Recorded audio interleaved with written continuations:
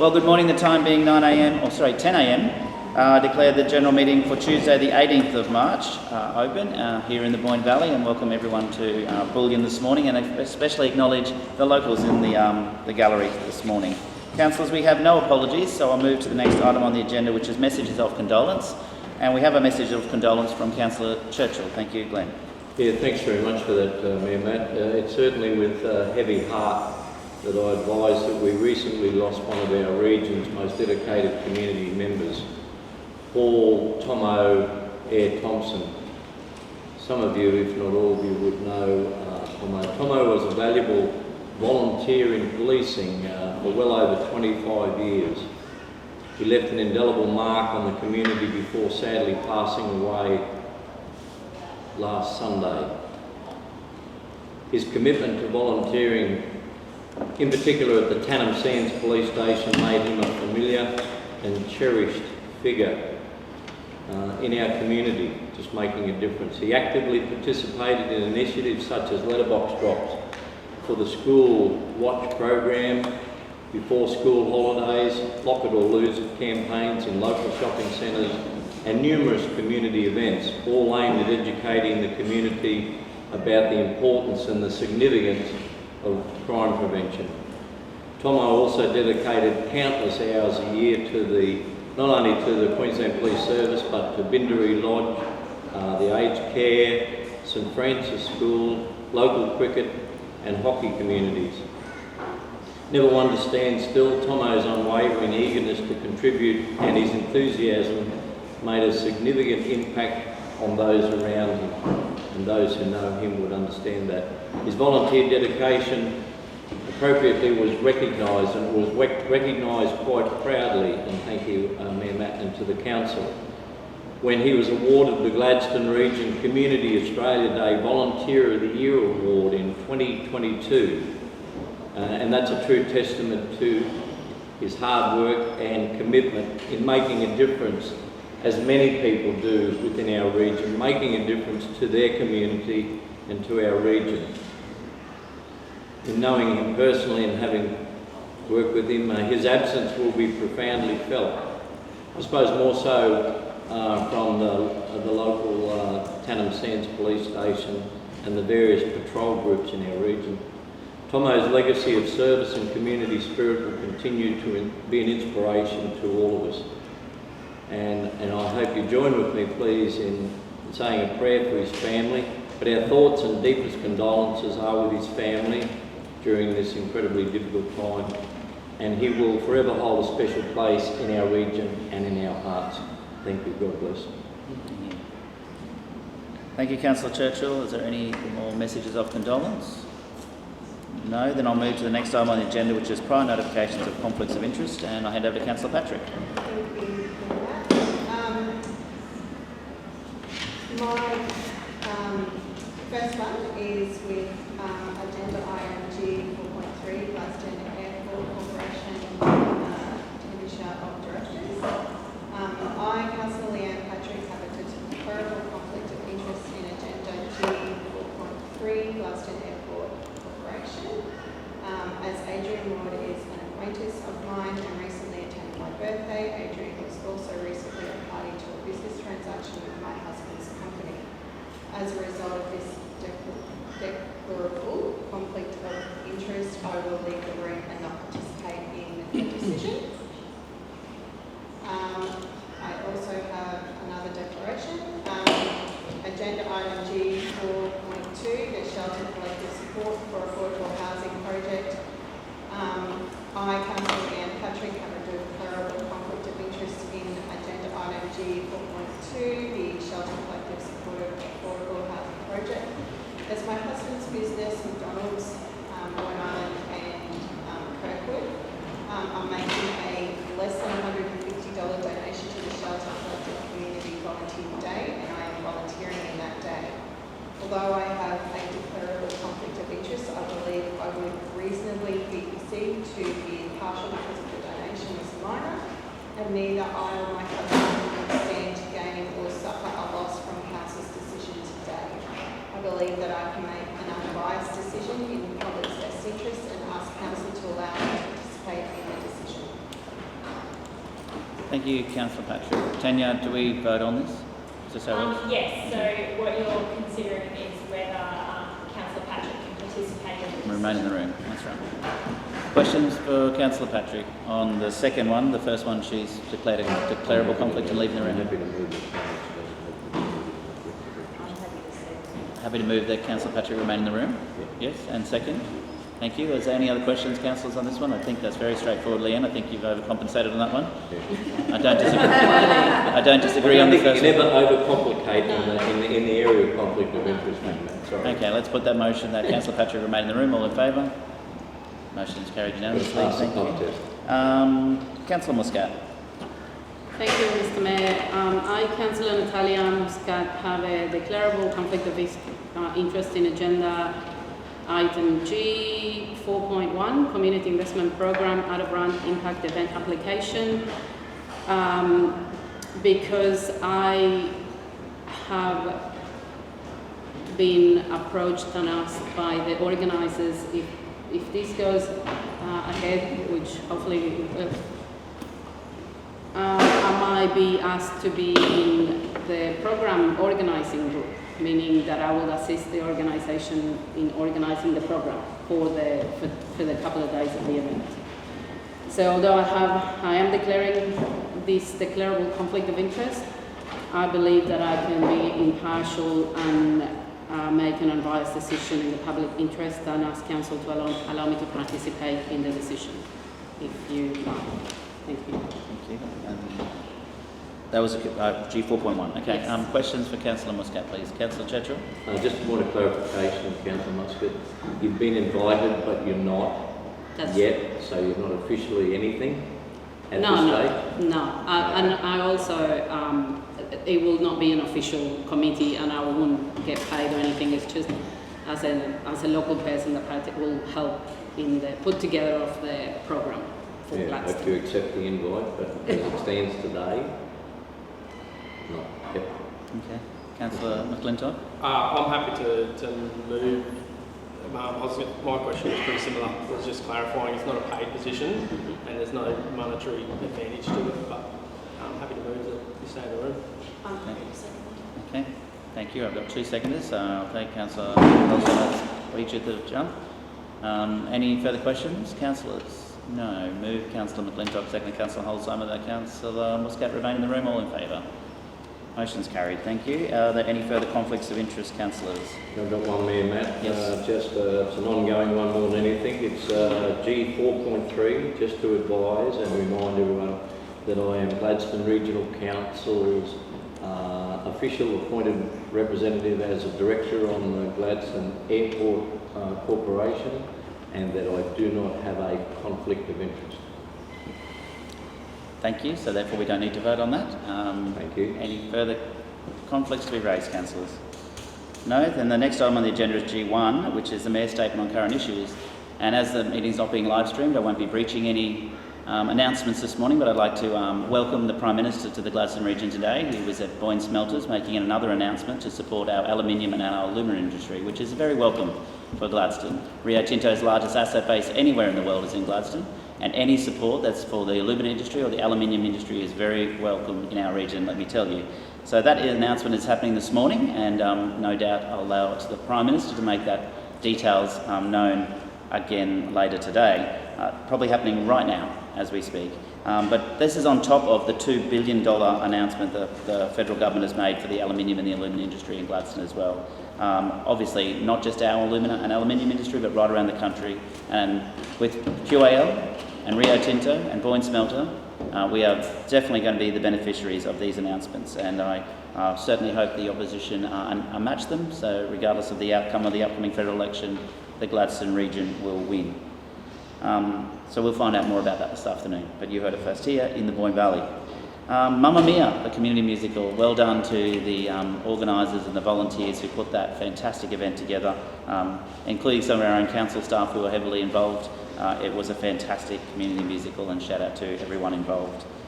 Just recently we also had an announcement of $2.5 million for the Gladstone Airport, including just over $1 million for our patient transfer facility, which is absolutely fantastic news.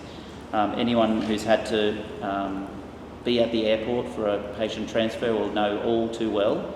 Waiting on the other side of the fence for the ambulance to turn up, and then to watch your family member or friend have to then drive through the tarmac and onto the plane, and sometimes in the rain and in all kind of weather. This new transfer facility will be a welcomed addition to the Gladstone Airport. $1.015 million won't build the facility, but the airport received just over $2.5 million, or about $2.5 million for upgrades to the facility. So hopefully with some industry support, maybe with some state government support, the facility can be built and be a much needed and welcomed addition to the Gladstone Airport. I'd also like to talk about some upcoming events. We also have on the 29th of March, it's the Community Open Day and CQ Hydrogen Community Hub Information Session from 11 to 3 p.m. And a reminder, there's always lots of other events happening in our region. And before I move on to the next item, I'd like to welcome back Councillor Chris Cameron to the boardroom here, the temporary boardroom here in the Mon-Fri Valley. But it's very good to have you back at the table. We've said our farewells and thank yous to Councillor Goodluck at the last meeting, and it's great to see the Electoral Commission of Queensland acting promptly and having you here as soon as they possibly could, the immediate Tuesday after his resignation. Thank you, councillors. I'll move on to the next item on the agenda, which is G2.1, the confirmation of the meeting of the 4th of March 2025. Can I have a mover, please? Thank you, Councillor Patrick, and seconded by Councillor Holzheimer. All in favour? Motion's carried. I get that you don't need to move those or second those. Councillor Cameron. There are no deputations today, councillors, so we'll move into our officers' reports. And the first officers' report is G4.1, Community Investment Program Out of Round Impact Event. And I welcome our General Manager of Community and Lifestyle, Kylie Lee, and Bride to the table as well. Thank you. Thank you, Mr. Chair. Good morning, Mayor and Council. Good morning to the community members here today.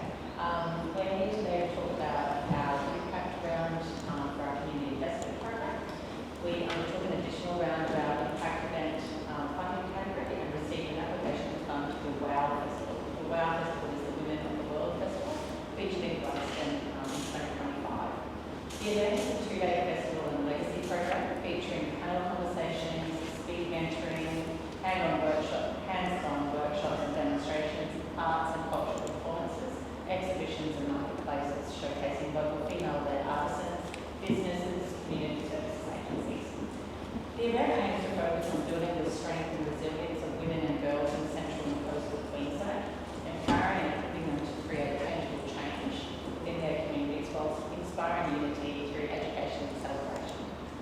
The program is full of opportunities for women's voices to be heard on a range of topics, including equality, diversity, and breaking down the barriers we will continue to face. Specific target audiences will include regionally based individuals, women and girls, boys and men. The event also focuses on inclusivity, opportunities for First Nation women and those from culturally diverse communities. The event will be held at our Gladstone Entertainment Convention Centre and across into our Gladstone City Library as well. The event in total has a value of $260,000 and is proposed that council will support the event with $12,382 in cash and $12,618 in kind, which is predominantly GCC revenue charge. In addition to the two-day festival program, 10 women will participate in the festival. They'll have portraits taken of them during the festival, and then those portraits will feature in an exhibition at Ragam in 2026. Just for information, the WOW Festival has been around in Australia since 2013 across the country, and has been held in places such as Katherine, Brisbane, Gold Coast, Charleville, Longreach, Cairns, Logan, Willa and Mount Hudson. Thank you. I invite any questions. Thank you. Councillor Holzheimer. I was fortunate enough to attend the WOW exhibition with Councillor Patrick in Builyan this year, in those days around International Women's Day, I believe it was.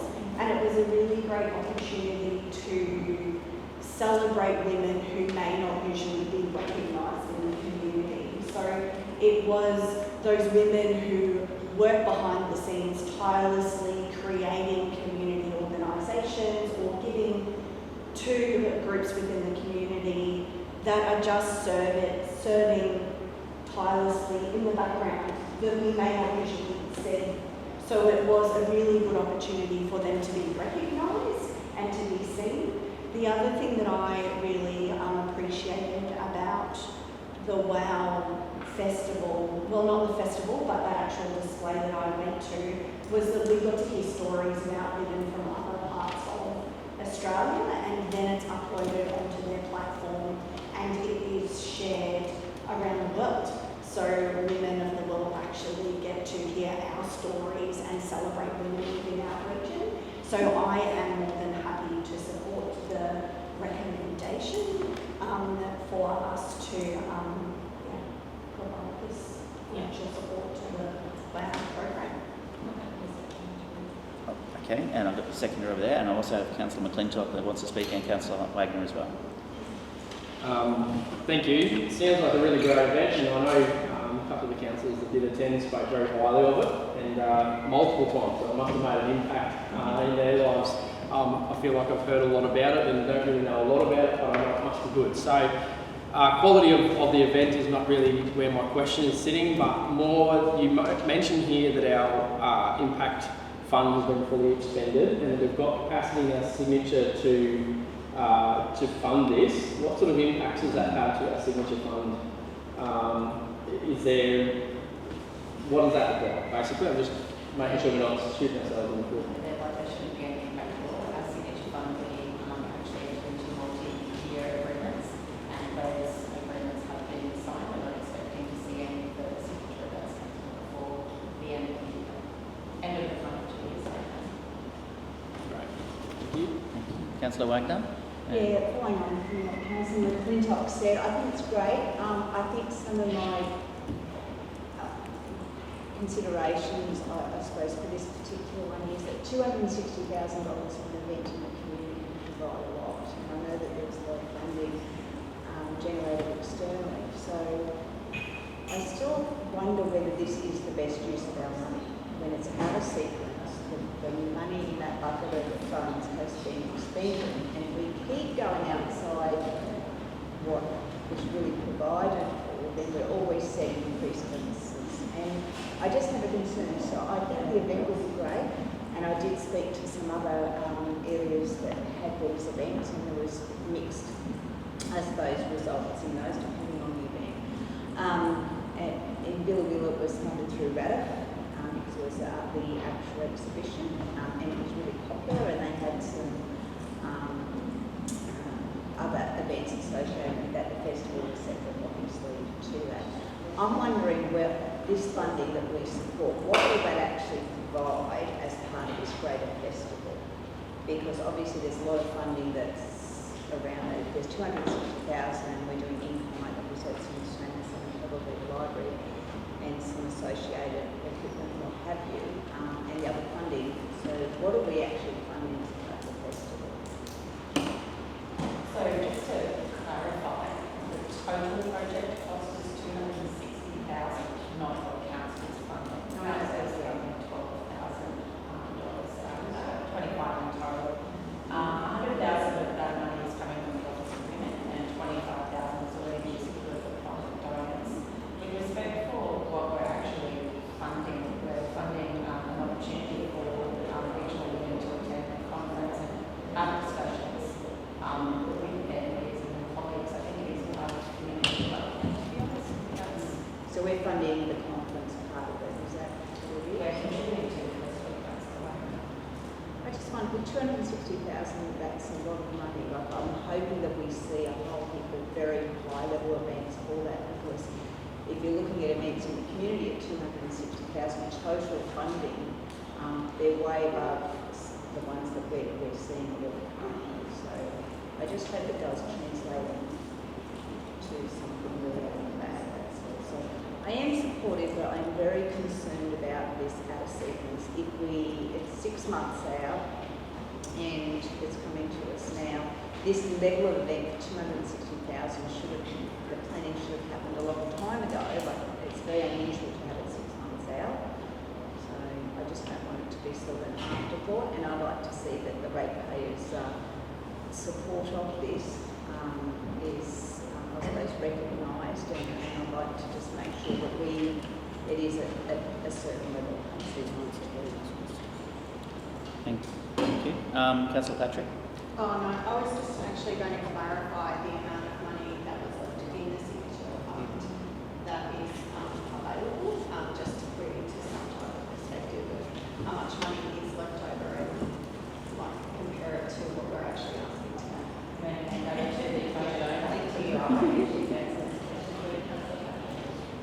unfortunately, I can't give you an exact dollar figure. My regret not retain that right at this moment. What we find though, as we get towards the final quarter of the financial year, while we set amounts for each of our program funds at the beginning of the year, we get different amounts of applications towards those. So we work with the applications that we get. We can see which ones are underspent, which ones are overspent, and we do shuffle the money around. What I can assure you though is there is sufficient budget remaining within the community investment program to accommodate as much of this application. Thank you. So Councillor Cameron, then Councillor Moscow. I like this investment is reasonable. The cash component of this only represents a bit less than 5% of the total cost of the thing that I want to put on, so I very supportive of this. Councillor Moscow? Yeah, I just wanted to clarify some of the things that have been put out there, because I have been to 2 of these festivals in the past. So the first one I went to was in Logan, and that was before COVID, I believe, and the second one was in Builyan, which is not the same event that Councillor Holzheimer and Councillor Patrick went to.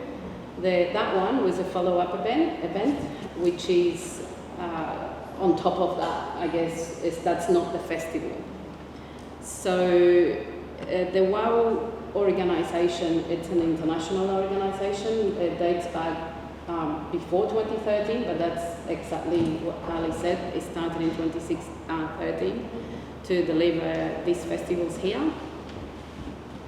And the festival has a number of outcomes, but in between them are about recognising women from all walks of lives that do different activities and engage in different projects throughout the country and the state.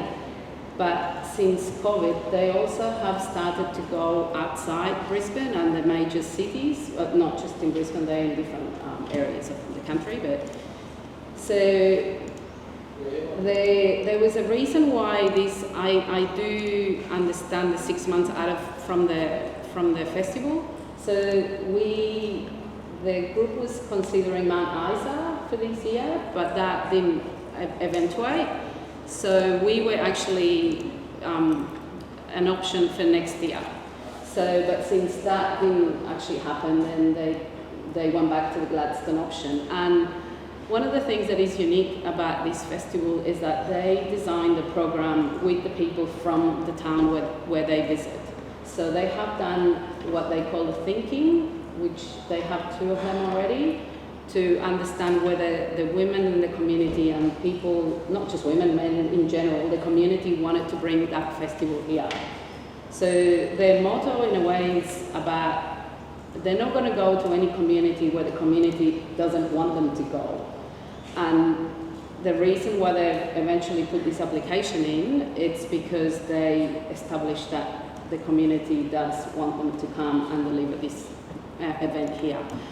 The money is, there's an organisation behind that works on a number of different things that are hopefully, I can't tell you what's going to happen yet, but I definitely see high-level discussions and people that will come as guest speakers and local people doing things which will also they'll be able to show their ideas, discussions.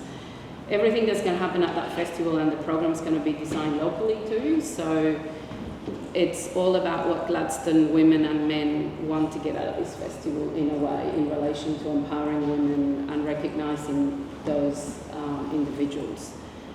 The out of round question, yeah, I know it is hard sometimes because it doesn't fit within the timelines, but the out of ground option is within the policy, so organisations are able to do that, and this isn't the first time that this has happened, and it fits into, you know, when somebody obviously has a last minute thing, or it's also a one-off event that doesn't happen every year, so they're not sure as in, you know, where it's going to happen every time. So that's kind of, I hope I've clarified some of those concerns, but yeah, I thought, yeah, if that's okay. If you have any other questions, I'm happy to try to answer any of them. Thank you. Councillor McClintock and then Councillor Churchill. No rush. My question, I'm not sure if it's to Councillor Muscat or to our officers, but just another point of clarification you brought up there. Is this targeted at local, or is this typically in past experience, or they've been able to show how much out of town content comes into this, people visiting the region, that side of things? We're talking about $12,000 in cash, but we've got to then equate that to, is that an expenditure or is that empowering income to our region as well? So yeah, definitely. So how many people are attending? Is it, you know, paint a picture, I don't know what it looks like. Yeah. Is it 10 people sitting in a room doing a full No. The one I went to in Logan, at least, it was, I don't know, probably over 300 people in there. So, but there will be numbers in the application as to, and it does definitely include even bringing people from Brisbane in buses, and it's all about Central Queensland women. We're going to bring, they're going to bring different guest speakers depending on what the people from Gladstone want to hear. So yeah, all the investment goes into the event. So shaped by what the local community wants to see, but it is definitely also in line with the visitation and outside of the region visitation objectives that we have. Councillor Churchill. Oh yeah, thanks Mayor Matt. Look, I'm totally supportive of the officer's recommendation. I think we also need to acknowledge and respect the assessment panel's decision. This is not very often I see one that well over the 90%. So it's been through the rigours of the assessment process. So, and I think it's not only just about the festival, because I think there is, and I understand exactly where Councillor Wagner's coming from, because we're currently reviewing this policy, and we're going to have a good look at the policy to make sure we can deliver the money into the right places. But there's also economic benefits, and from my understanding, there's also a lot of tourism benefits that come from it as well, with partners and do whatever else. And my research clearly indicates too, I was trying to work out where the Men of the World Festival might be. You know, Women of the World Festival rightfully, and they have acknowledged the boys and men. Although I did find, and you could Google it yourself, I did find a couple of nights ago when I was researching it, there is a naked Men of the World Festival. Yeah, no, thanks. So I'm not exactly sure whether we're prepared to consider that for some time in the future, but that said, I think this is the type of application that we need to see when they come in at the 90% plus or 92% rather than the 51%. Do you know what I mean? So I think I congratulate them and well wishes, but I support whoever's moved the motion. I do have movers and seconders, but I have questions as well. Carly, would you like to speak? There is a naked Men of the World Festival coming. No. Oh, my apologies. The return on investment, just around accommodation alone, is around 64,000. They're bringing 200 people from out of Gladstone to the festival. Yeah, family and friends. Fantastic for our CBD. Mike, some questions though. I'm going to support the motion, but I've got some questions. Firstly, delegate registrations. I couldn't see in the. Obviously, they charge delegates to attend. Will we, with our sponsorship, receive a number of complimentary delegations or registrations? Sorry. I don't. Well, if you can find it, that'd be handy. I would like to insist that we put that as part of the deal. If we're going to give 25,000, and the other one, sorry to be the wet blanket.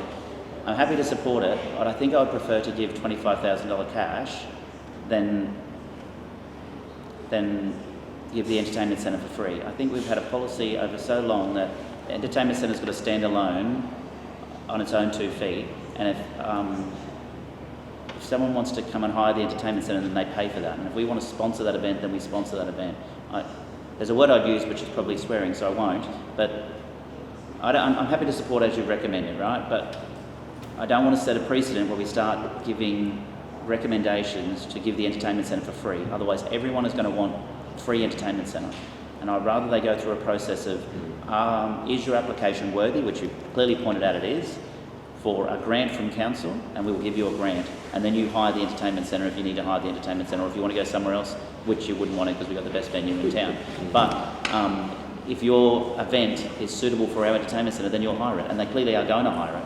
So I'm happy to support this, but I don't want to see more applications come in where we're in-kind support for free entertainment centre. If that's, can I talk? Yes.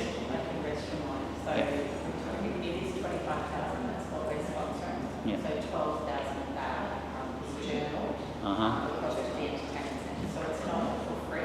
Okay. And just to clarify the budget costs, we have those here now.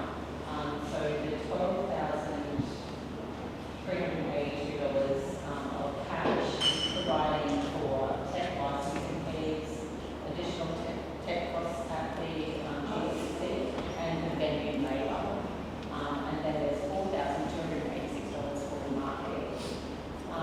The in-kind amount for the venue hire charges, they're paying the entire venue for a 2-day period, so that's $9,342. And then our technician equipment charges $3,970. Okay.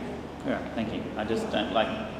Yeah, no, we give away for free. And if we could, I don't need to know today, but if we could get some free registrations, well, not free, complimentary as part of our $25,000 investment in the festival, that would be unreal. I'll leave that to you, Carly.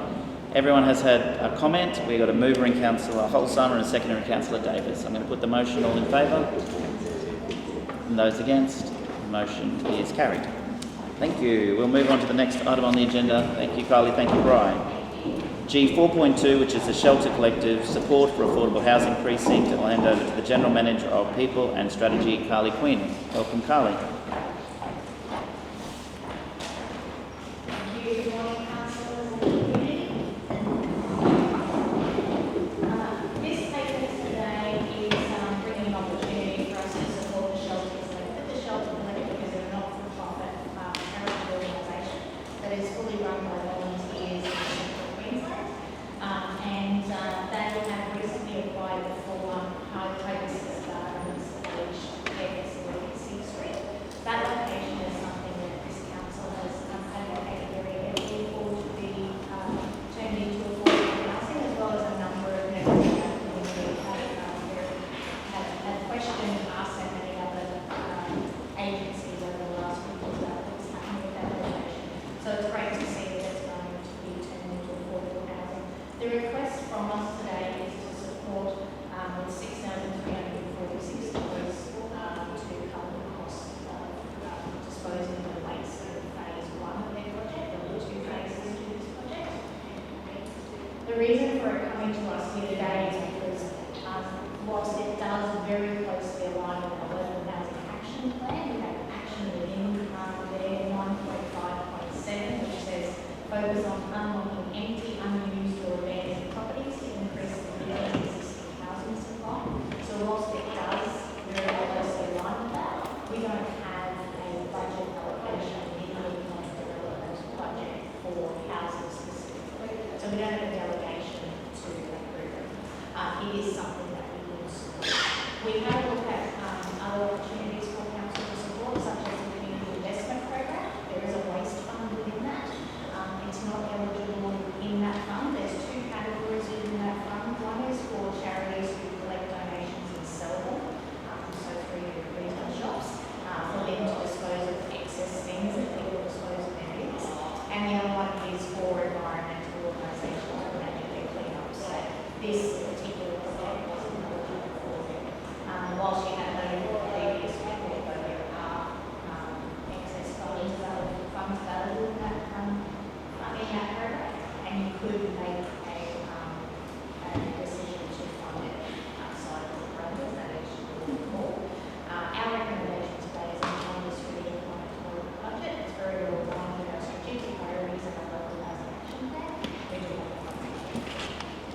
Thank you, Carly. And before I throw the Deputy Mayor, I'm going to move it from the chair. This is one of the best reports I've seen, one of the best outcomes for our community. Hibiscus Gardens has sat empty for so long that people have moved in, but they're not looking after the place. So this is going to be fantastic to see a repurposed, aged care facility by the people who know what they're doing in this area.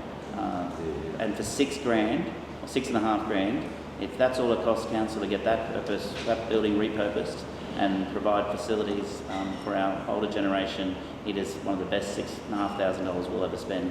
Deputy Mayor. Thank you. I think it's great also the link you made with housing priorities, I guess. So I'm also very happy to support these. I had a quick question, and normally when we provide donations or sponsorships, we ask the recipients to acknowledge council in a certain way or with something. Is that included in here somewhere? That would be very appropriate. Yes, that'd be great, because also going on the list of the things that we're not just talking about supporting housing initiatives, we're doing it. So not just for them to, obviously I know they're going to be very happy, but for us to be able to share with everyone else. I'm happy to second it. Thank you. I got Councillor McClintock, Wagner and Cameron. You're up. Councillor Wagner. I'd like to explore option 3 and possibly move that one and agree to do 2 lots in one, so we know where we stand. I'm suggesting maybe $12,000.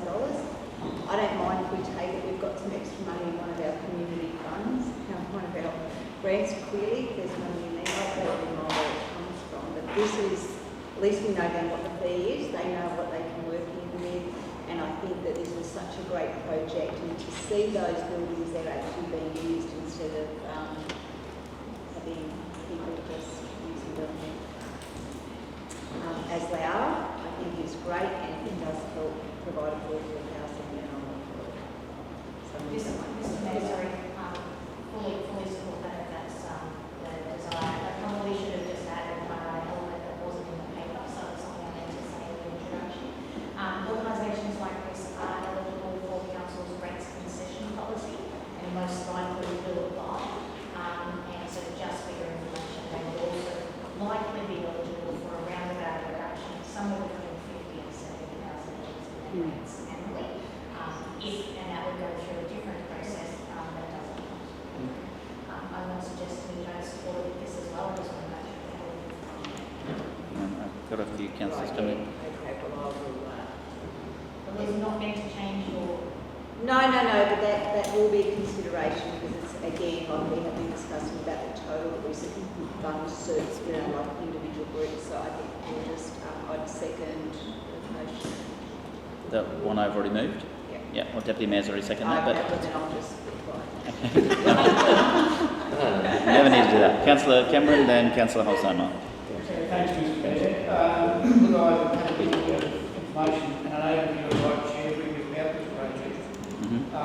The combined Rotary clubs are aware of coming on board with this, and they're going to help physically help with the clean-up of this place. Now, what we've got here is 2 separate leases. There is what they call the Dorinda section, which represents 20 self-contained, self-living apartments. The other one is the Hibiscus Gardens itself, which is an aged care facility. What the collective are doing initially is they're only going to concentrate on the self-living component of this, which will give them 20 apartments. This place has been let go seriously, and it's an absolute disgrace, really.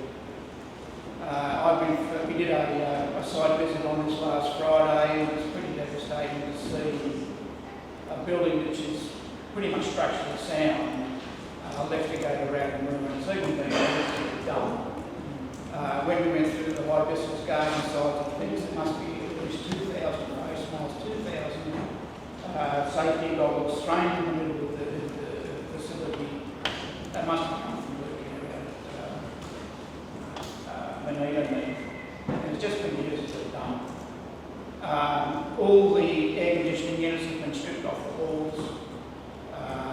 copper tubing has been stolen out of the building. They broke into the ceilings, they can cut all the plumbing out. 50%, at least 50% of the glazing has been smashed. It's an absolute mess. The collective are only going to be concentrating on the Community project at this point in time. It's not so bad. We've had a look at the electrical side of things. It will need an upgrade and nothing serious. Now, there's a clean-up organised for the 5th of April. The Rotary Club's going to go in there and do a bit of clean-up. This is where they need sort of consideration of the tenant fees. But really, there's going to be a lot more than this. Many advised at the time that the high-risk side of things and the market was big and handling expensive. And that is something that they will do in the future. But in the interim, I think it would be of great interest to all councils to have a visit to this site and see what it's all there. Totally supportive of recommendation of the officers. Now, whether that's why we give them money and they give it back to us, I don't know the sense in that. I think it's just allocating costs where they should be so that you're getting your cost factors in the right place. But there will be an ongoing need for this, so I don't know how to treat that. And I think if a site was on all the councillors to go out and have a bit of a look, I think the 5th of April would be an ideal time to do that. There's even going to be a sausage sizzle out there, and I'm having a great authority of better numbers. So I put that to you just as a matter of interest. It is a big project. The project overall is not being addressed. It's only being addressed for the self-care, self-contained units at this time. Corinda first and hopefully Hibiscus next. Corinda first and hopefully Hibiscus Well, next. they basically said they don't know what to do with hibiscus. And I went through that with a really impressive asset like that. But what struck me was that this would be perfect for crisis accommodation.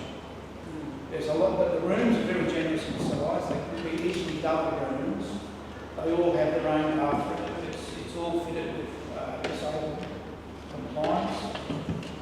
You could even have a small family in these rooms. And there's other areas there that could be turned into dormitories for individual people, male this side, female the other. There's a commercial sized kitchen there which could be generated. There's also a laundry and all those facilities there. And I think it would be very interesting for us all to have a bit of a look at the capacity of this thing could be. For me, a crisis housing hub would be ideal for that. And I think it would generate some interest from people and stuff to get something done. Thank you. I've still got Councillor Holzheimer, then I'll come back over this other table. I am really happy to support this. I think it's a great investment and a way that we can show support of this project. I'm wondering though, for future dated, for this paper coming back to us again, to save it coming back to us again, are we able to endorse that the CEO approves this if it was to come back again? Like I know that, like Councillor Wagner mentioned, for option 3, so that we can approve stage 2 when it comes to us as well by putting that on there as well, so we're showing that additional support as well. So what that would look like if we were to do that. It's more about money wasted. I think my mind thought I'd capture in option 3 is it's capped, and I'd prefer it came back if the money is more than the cap, and then we could consider whether we want to provide more. And we're talking at the moment about $6,500. Yeah, it's not. No, so I'm happy with what I've already moved in second. If someone would like to move an alternative motion, we can, but option 3 doesn't necessarily mean you're supporting them more. It means you're potentially supporting them less. Mr. Mayor, I can also provide an alternative when it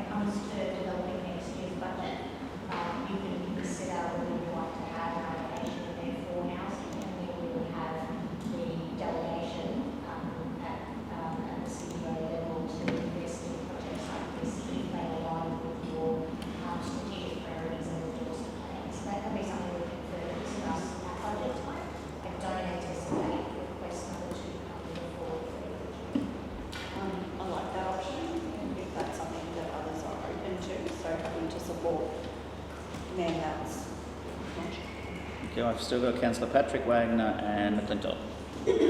I just wanted to give some comfort to everyone around the table that this investment is small but significant. So I did a little bit of research last night, and as of September 2023, the rental vacancy rate in Gladstone region was at 1.6%, indicating a very tight rental market. Median weekly rents have seen substantial increases over the last 5 years, with a rise of approximately 80%. In 2021, median weekly rent was $270, with a 27% of private household rentals, approximately 2,047 rentals spending more than 30% of their household income on rent, classifying them as experiencing rental crisis. So for me, those statistics speaks volumes. This is within what our corporate policy plan wants to look at targeting. For me, it's clearly happy to second this. Well, it's already been seconded, but support, third, fourth, Thank you, Councillor Wagner. Yeah, just getting back to the funding side of it, the economic development budget has I'm just thinking if this goes over into the next financial year, it might be worth considering that budget has sufficient funds for the 2 rounds, then perhaps we do give an allocation. I don't know, I just thought that because it will fall in this financial year and then they at least know where they're at. And I like the idea they can still apply, I suppose, next year, but if we allocated the 2 times that, 12 rand or whatever, then at least they know they've got that already. That's if the money's in there, right? If you have it already now in March, it might be worth considering. I think we can I just, sorry, I don't know if it's better in words, but... Councillor McClintock. Thank you. I'm just very concerned when we start talking about things like putting lines in our budget for housing. Just to be clear that housing and aged care are not local government responsibilities. They are state and federal level responsibilities that we've got to make sure that we ensure we're doing our responsibilities for. And I just hesitate to be starting to go down the line where we include line budget items for housing, which is not in our delegation. The way we support housing in our community and aged care and housing is by things like funding their dumping fees when they're cleaning up. This is the way that we support that area, but I'd be very hesitant for us to start going down the line of putting things outside of our purview that our tax money and our locals' tax money is already going towards solutions for. Then we're going to start taking out their rate money as well, and it's not in our responsibilities and levels of government. So just, I don't like that idea of putting a line item in there, but I do love the idea of this is the way we actually support our sector and our community in aged care and housing. Thank you. So we'll make sure in the budget discussions, if it does come up, that we'll be able to be very clear with what our current strategies say. Yep. We actually drafted at what we will do, what we will enable, and what we will advocate. So we're very clear what things we do and what we don't, and the things we enable and will advocate. This will be on the enable, but I completely understand the concern. So I'll share that information with you and let you know about that decision. There's obviously plenty of information around as to the cost shifting and how much it's costing us to do these levels of responsibilities. Mr. Mayor would be able to give you some numbers very quickly off the top of his head, but it's not something that's undocumented and something that we've got to be really clear on, that we're not advocating to do somebody else's responsibility. Thank you. Councillor Muscat. I just wanted to support what Councillor McClintock said anyway, and I think what we're doing here is it's in line with our housing strategy, which is about enabling and advocating mostly. So if it comes to adding, which we do have some sort of budget in that space anyway, but it's probably very premature to start talking about budget items or line items, but I think this is a good example of how we can enable and support someone else in housing. So, and just confirming, obviously they can apply again if there was another stage. There's nothing that will stop them, and in a way they provide a request of an estimate and we're responding to that. We don't know how much will be stage 2, or even if they will require our assistance. They might require assistance elsewhere. So I'm very happy with where we arrived. So thank you. Thank you. Any further comments or questions, councillors? Thank you. It's moved by myself and seconded by the Deputy. I'm going to put the motion. All in favour? Motion's carried. Thank you. Thank you, Carly. We'll move to the next item, councillors, which is G 4.3, Gladstone Airport Corporation Tenure of Directors. And I'll hand over to the General Manager of Finance, Governance and Risk, Mark Holmes. Thank you, Mark. Councillor. Just anyway. Oh. Toilet break. Footpath inspection. There's a slippery slide. It's a swing set and slippery slide. At the front of your phone. Yeah. You can still hear it. It's just that we don't.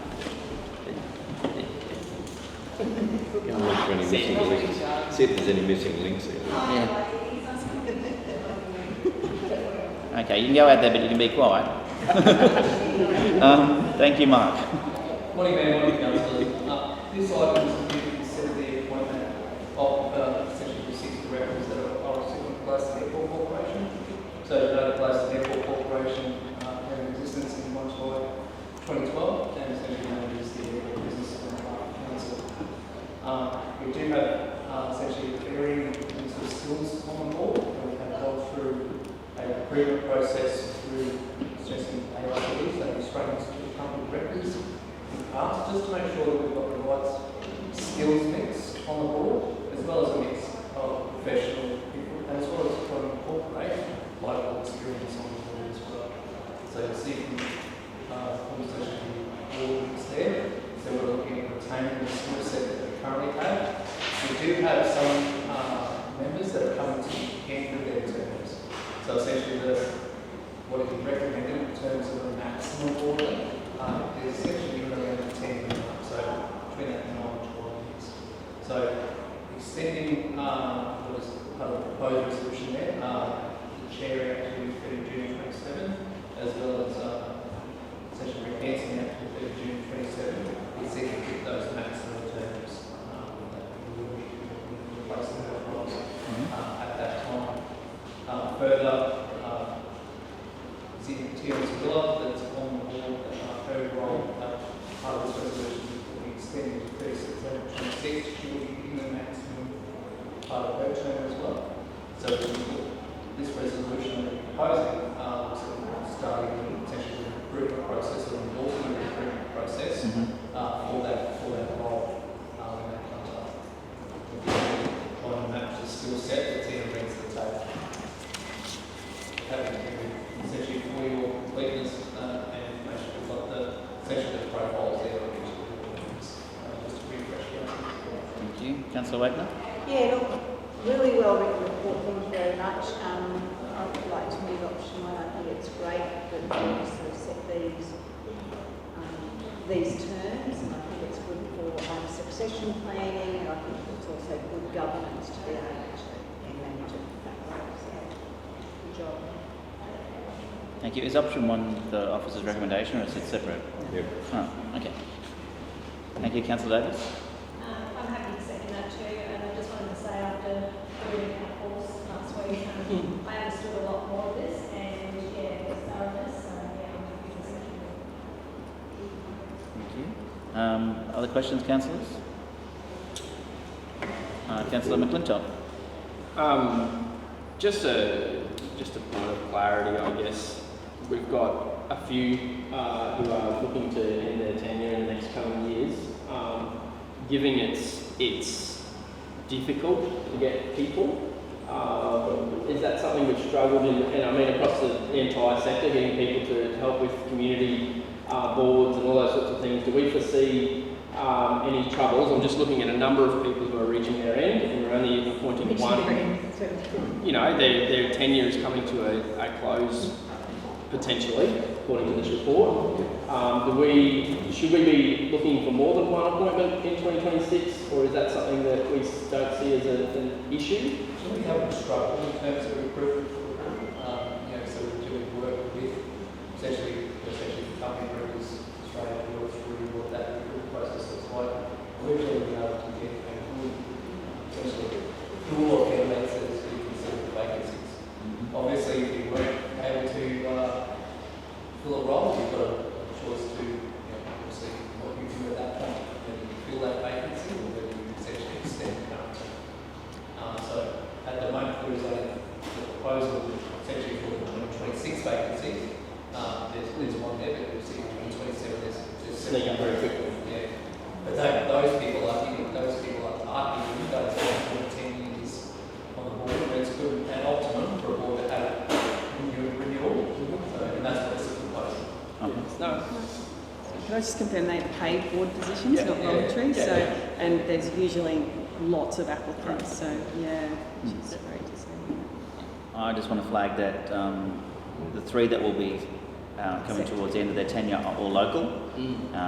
And when the time comes, we've diversified in terms of some of the other directors that are skill-based as well as our locals as well, that we would be, we would certainly need to be focusing on a local representation because we still have Councillor Churchill there and we will still have Anthony Greenwood and we still have some amazing directors from interstate. But with 3 locals stepping down, maybe some other levels of government might like to listen. It's very appropriate that we have local representation on those boards. Thank you, Mayor Matt. I'm so pleased that you raised that because that's one of the wisest decisions that we made. Having been on that board twice, and the first time in 2016 and then being found that I had to get off the board, on a board that was not made up of a large number of locals, one of the wisest decisions this council made was to put a extra weighting on ensuring that we had local representatives, no matter what their skills, no matter what their talent may be in their area of expertise. We have so much skill, talent, knowledge, experience within our own region that we can never understand in some ways through the vetting process that we had people coming from all other parts of the world, which is understandable. But when you've got local people, local knowledge, local networks, local passion, and local commitment has made a huge difference. And in actual fact, I'm prepared to put it on record that I had a differing opinion back in 2016, and here I am in 2025, and I'd say that you have a very good board there at the moment, and I hope that this council will support the officer's recommendation. We do have a move in a second. I've got another question. Previously, we were looking at, I think we were going to have a deputy chair in Lee Zimmerley when Lee was on the board. With Anthony soon, other than our council appointed director, so soon to potentially be the only local, is there an opportunity for us to be appointing him as a deputy chair in the hope that he would take over the chair when Adrian steps down in 2027? Mayor, I have to take that on notice because I'd have to review the constitution, but if that's a possibility, I can certainly bring it back to you. Don't need to decide that today. The constitution may even allow the board to appoint, so we'll see how that goes. All right, well, the board does it on its own, that might be fine, but I hope they're watching. But the message is clear. We love having a local board. We also love having our interstate directors providing that other skill. But Tina Zwiller will be the first to get to the end of her tenure, and I can tell you, having that finance on that board, that accounting skill set is very important. All right, any further questions or comments, councillors? It's moved by Councillor Wagner, seconded by Councillor Davis. I know you said option 1, but I believe you mean the officer's recommendation. So if that's correct, I'm going to put the motion. All in favour? Motion's carried. If we can have Councillor Patrick back in the room. I know we would normally break for morning tea, councillors, but we haven't got much left on the agenda, so I will ask your question. You want us to keep going, or would you like to break? Okay, we'll keep going. We'll wait for Councillor Patrick to return. She can bring this.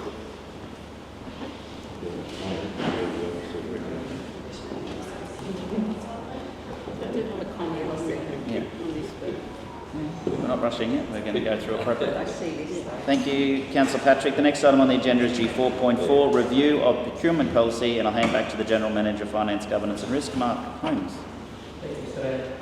This item is to consider a review of essentially council procurement policy. So this requires that strategic direction for our procurement activities across council. So we are required to review that at least once every 12 months. And this is that review. The current policy is achieving some good outcomes.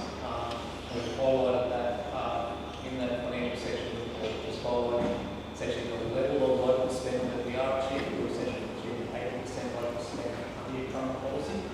And certainly we've got a good mix, certainly of sort of clean supplies. So that's people going on essentially payment on contracts.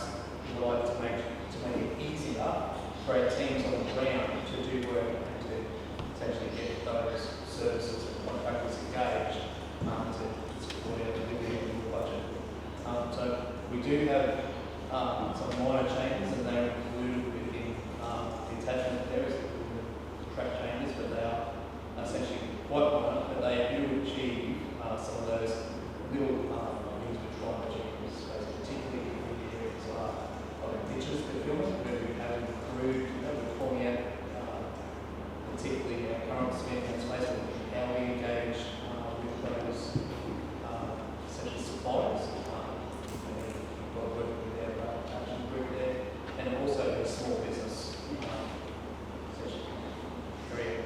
So we're working with GDA in that space, and essentially working on an expos per late happy to take particular questions with respect to the report. Thank you for the track changes. I really appreciate it.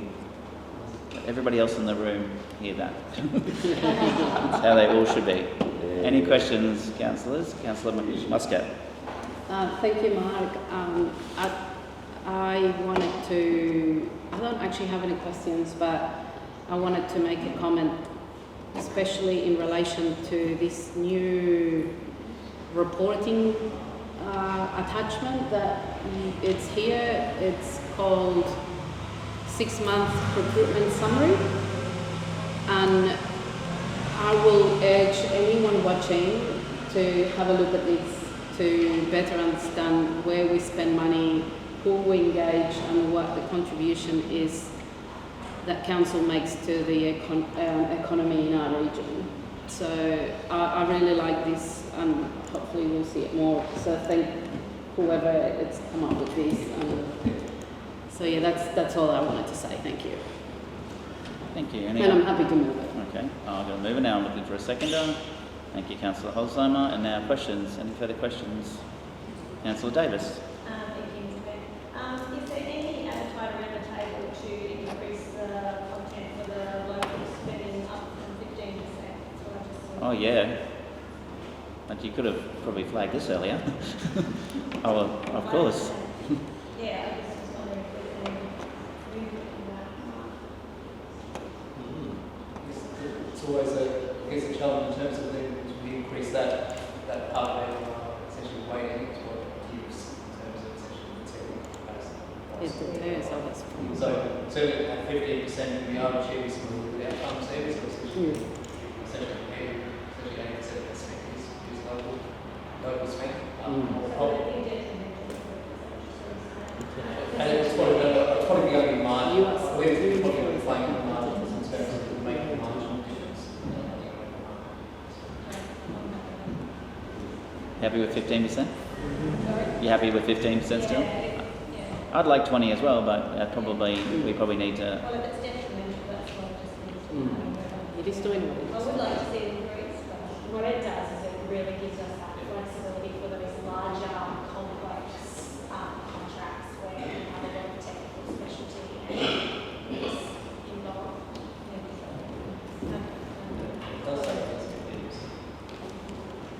Councillor Wagner, then McClintock. Yeah, just on that, Councillor Davis, I have been in the room in the past where that has been discussed numerous times, and I think once you start going out that the findings were that so much then on your budget too. So you have to balance, you know, what rate pay is it, I suppose, of funding, and 15% seemed to be a really good mix, and it gave the option still to look outside if they had, sometimes doing some big project is a lot of money. So it's about considering our local people, but also considering the bottom line. Exactly. Balancing it. And for clarity, that 15% is quite geographic, but also about the local. So we do ask that information from our contractors about how much essentially money they're paying with respect to subcontractors and the others to get that details on how they're making their submission, so that we might know. Even though you might have a post office box of 4680, if there's subcontractor now work to essentially people outside of our region, they may not get as high as 4 as those that essentially work the way that subcontracting is going to be. Councillor McClintock. Yeah, I just wanted to point out, I think it's a very valid point, but you can read, like you can see in this report, which I do love as well, I think it's really cool, didn't know it was new, but love it. If we're hitting 83% of local spend, I think we don't have issues in that area that we need to probably address, and there's probably more potential for damage than good if we do start to adjust that number. If that number was sitting much lower, that's probably something that we need to try and pull some levers on. But I guess the outcomes are a good testament to us not just meeting, you know, the standard that we've set, but actually well and truly exceeding it. I think 83% is a really exciting number of local spend. And given that we've got such a low weighting on that, it's showing that we are actually not only supporting locals, but our locals are capable of actually delivering the work that we need. So that's really exciting. Mark, I used to sign letters to the tenderers when we announce big tenders. I haven't signed any for a while. I'm assuming we're still giving out tenders. Is there a change in the procurement department that is not happening? Probably through several managers in that space, so we're making sure that process is flowing through. So because those letters I specifically point out to the tenderer that we expect them to use local suppliers, local subcontractors, and that we will be watching. And I'd like to make sure that we are watching, because if I'm not signing the letter, then are we actually making sure that they're acquitting if they say they're going to use 50 to 80% local subbies? Are we doing that work? So don't need an answer today, but I want to just flag it here with the team to make sure that when we are signing a contract, particularly for a tier 1 or a larger contractor that might be based in southeast Queensland that promises to use subbies locally, that they do that. I think what we've brought up at the moment is, in part, summarising this, essentially the dashboard. So we are meeting those essentially high risk and extreme risk suppliers, and we're setting up regular quarterly each post. And that's where we're actually having those conversations with those for sure. That they are living into their obligations. So we are, and also addressing any other concerns we may have, particularly with respect to safety, time or something. So we are having those conversations. Okay, awesome, thank you. Because usually it's whoever's managing the contract on site can tell whether they've brought their subcontractors in from New South Wales. Okay, I think I had a mover and a second in this already. Was it Councillor Wagner and Davis? Or was that someone else? Who was this? No. Oh, sorry. Deputy Mayor moved. Councillor Holzheimer. Where did I write that? Somewhere. Anyway, moved. Deputy Mayor second and Councillor Holzheimer. Any further questions, councillors? Fantastic. All in favour? Motion is carried. Righto. We have one more item left on here before we move to council reports. G4.5, and I'll stay with you, Mark. Monthly financial report for the period ending 28th of February 2025. Thank you.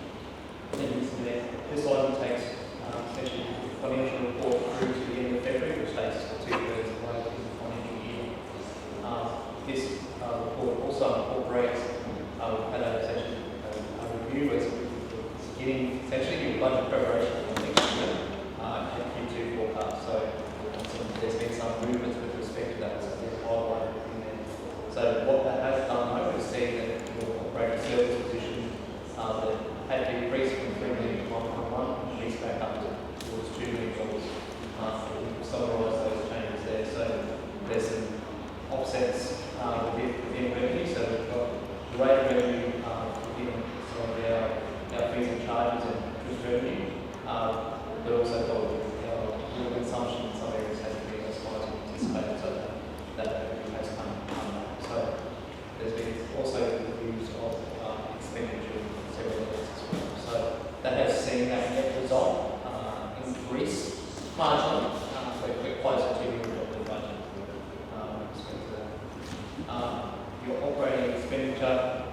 still very much sits in line with your budget. Operating earnings a little bit behind, but that, in terms of timing, is what we expect. So we do have some very big income receipts in the last quarter of the financial year that come there to look at percentage of. But the expenditure is largely sitting in line with the budget. The contractor spend is a little bit behind at this point, and discussions we're having with budget owners as we're working through essentially next year's budget as part of the first step of that is actually reviewing this year's budget. Is that that spend is going to happen essentially in the last quarter. So we'll be watching that very closely as we go through. With respect to capital, that you'll see that estimate has come back. So that forecast has come back a lot closer to budget. So we're back at 101 million from a forecast perspective compared to about 107. Yet still, from an overall perspective, there's a lot of spend that happened in that last quarter. We've got a lot of procurement activity that has happened, contracts happening there, and that work has happened on the ground. With respect to outstanding rates that were has seen in terms of debt recovery, has seen that come down so slightly, so we're now sitting at 3.69%, which again is a year-on-year reduction to essentially please see I think that's a continuing forward. Happy to take any questions with respect to it. Thank you. Councillor Wagner. Yeah, just going on to that, like debt recovery, so for the rates, can you just clarify, the money that where we've entered into agreements with people who are having difficulty paying their rates, where is that reflected in our budget? Do we reflect it as already income or? So that most of the debt recovery essentially sits in the balance sheet. So it's essentially account receivable item and produces that. And when we enter into those agreements, what percentage of those would follow through and pay them as expected? Not default. Of those agreements, do you know how many of those are defaulting on that agreement, or are they all following through as planned? Those that follow through, we maintain that, and you've got to consider essentially the number of people who used to have how many people are working through that. So we've got Sorry. yeah, so we've got essentially just 1,800 assessments that are currently on those and a large majority of those do pay. Essentially, your revenue policy and revenue statement provide guidance that provide that opportunity to use for it. So we don't pay, yes, there's discount, but there's no penalty interest that applies as long as they're paying. Are we seeing more people in the rates area like paying in advance, so they can do it over the course of the year? Continuing. It's a continuing. I did notice that $16 million people have paid in advance, and that equates to $16 million of essentially, well, rebate if you want to call it, or? Yes. There's a lot of people essentially, once they enter into certain direct debit arrangements, or essentially are making those payments on a monthly basis to get their wages essentially in alignment, they continue that. Sometimes that might be an amount that's in excess of what they're currently having, so they end up in essentially Yeah. so keep that up. There's a couple of other things in there. I still see tracking $297,000 in overtime. Can you just tell us, I do see there's an expected decrease in consultants in asset planning forecast funding there $200,000, but can you just explain why this overtime figure is so high?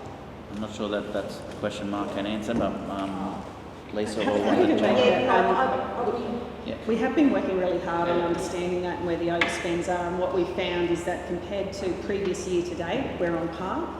So it seems to be an issue with how we've actually budgeted for this financial year. We're still working on that. But yeah, when you look at year to date, it sits quite nicely. So And since you've been really looking into that and trying to, I suppose, bring it down a little bit, how are we going? we're going okay, but there's some areas of work that we must go. We have the Marina Bridge on the weekend. We've got issues that are happening we have to react to. But there is a fair component of that that's planned over time as well, and some of it's about capital construction that has to occur at night and things like that. So we're trying to work harder on getting a better picture of that to be able to explain it too. So we'll keep Well, working that'll on look that. better than, I suppose, Yeah. here as yeah, so that's great. The other thing too, the planning scheme, I see it's been deferred, so that funding is, I suppose, going to be reallocated to the next financial year. How come that money's been deferred? Oh, question.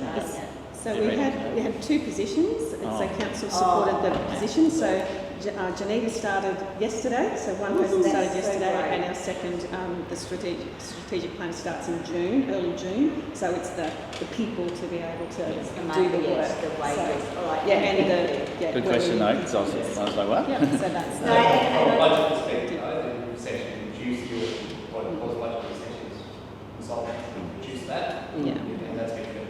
Yeah, so that's great. I do want to say welcome back to Janita, and I had the pleasure of working with her long time ago. She was a great asset, and I understand the new starter will be an asset too. So that is a real boon for council to get people that calibre. Thank you. Fantastic. We won't mention that other person's name just yet. No, I didn't. I was getting very nervous as she's talking. Councillor McClintock, then Patrick. Thank you. A couple of points. One was just a little bit of clarity on that overtime spend. A few of the conversations that we've had previously is that potentially that's being offset by a preference to use overtime rather than contract work out to other places so that our team can do it in-house, so to speak.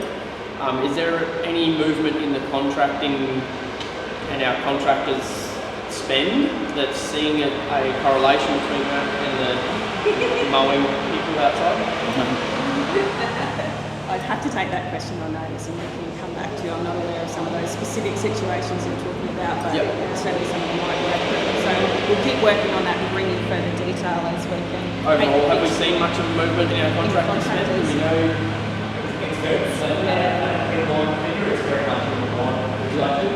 I know workshops have took place in particular that certainly were saying that they haven't outsourced that activity to contractors, they're actually doing that work. Yeah, that is one exception. Putting pressure on the team to overtime spend. Yeah. And the only other part was just a clarification on the asset sustainability ratio. I think you touched on it a little bit in your opening there. Obviously, we're sitting lower than we'd like to be, a little bit in that area. Are we able to somehow sit that against this time previous year? Something that gives us a bit of perspective to how we're actually tracking, because it's hard sometimes with these numbers to know, yes, it may come up towards the end, but where are we supposed to be at this point?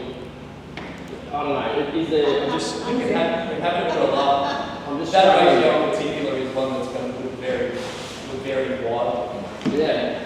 Depending on essentially capital program. As in, if I've got a lot of renewal, so I'm going to big, so replace a lot of automated sewer mains, building works at our wastewater treatment plant that are all renewable, then I'd have a higher level spend. But alternatively, if I was building a new asset, that it's just such a hard number to lot smaller. But absolutely, the last team to put another line in there. Oh, it's not about adding more lines, but But essentially, that would be how we would do it. Would be when you've actually got those additional lines in there, you've got a blue for essentially your day, you've got a white for forecast and budget. Yeah. We will actually put another line there. We're aiming at 108. Last year. We're aiming at 108, and we're forecast to some extent, from what I can read, that at 108 we'll be sitting at 75. It seems to be a big variance, like I said, and it can vary a lot. So the numbers are telling us a lot. You're up at the same period last year. I'm just trying to make the number make more sense where it seems scary, but perhaps just a little bit narrative around where that is each time would just be, I appreciate that. Councillor Patrick. The working area, so it's another from year to year because the work is. That's right. I mean, maybe narrative is a better, ensuring that narrative around that number movement, just to be sure. It's hard to get something from that number. That is really hard to put a number on that. We're not comparing apples to apples because it's different. I suppose what you're aiming at asking is, Mark, can you give us some comfort in what is the likely outcome going forward, knowing that we're wanting to achieve our goals. So you kind of mentioned through your couple of weeks back into budget, but there's a lot to do. So how is for that's probably That's right. So most of we the did have a program time. as we're anticipating to do so. That will attempt to use that 75% closer to that. So can you give us a comfort? Can you give us a couple? Yes. Out of the back. Yeah. Yeah. And also, this isn't a question, but this is just a comment. To pull back, that our services more back into line, I just want to congratulate everyone for doing that. I'm really hopeful what we can do in quarter four. We'll obviously get further back into that service, but I really want to just commend everyone for their really hard work that they're doing in technology. So it's always a work in progress. Our budget is really hard to work with, but acknowledging that and pulling back where we need to and doing the very best with our own case money is really important. So I just want to thank you for everyone for that. Thank you, Councillor Patrick. Further questions, councillors? Can I have a mover for the officer's recommendation, please? Thank you, Councillor Wagner. Seconded, Councillor Patrick. With the motion, all in favour? Motion is carried. Thank you, Mark. Councillors, we'll move to the next lot of items, which is our council reports. Do we have any council reports? Yes, Deputy Mayor. I just wanted to quickly acknowledge all the events that took place in the region around International Women's Day. So I was able to attend one in Agnes Water, which was great, and I know all of my colleagues have been to at least one or two of them. So thank you very much to those organisations that continue to provide great events around International Women's Day and remind us where we were, where we are and where we want to go. Thank you. Thank you. Any further council reports? No further council reports? There's no... Councillor Patrick, you nearly lost it. Go. No, sorry. Just a really quick one, and just adding on to your mayor's report. Mamma Mia, I attended the sing-along on the Sunday. Can I thank our community for going the extra mile and dressing up?